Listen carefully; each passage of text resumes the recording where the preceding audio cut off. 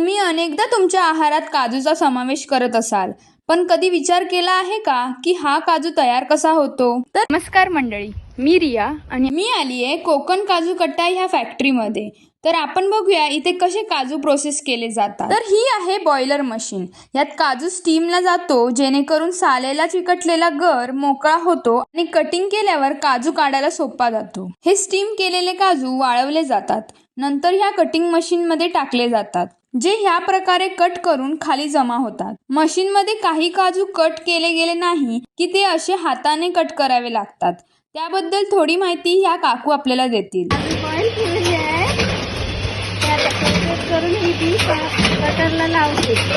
Cut केल्यानंतर काजूचा गर आणि सालं वेगळी केली जातात.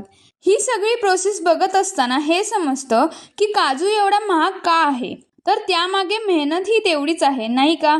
हा गर वेगळा केला की तो नंतर असा ट्रेमध्ये ठेवून ओव्हरनाईट ओव्हनमध्ये ठेवला जातो आणि मग हे असे काजू तयार होऊन बाहेर पडतात आणि असे होतात आपले खमंग काजू तयार. तुम्ही गेलाय का कधी काजू फॅक्टरीमध्ये? मला कमेंटमध्ये नक्की सांगा आणि अशाच कंटेंटसाठी नक्की फॉलो करा.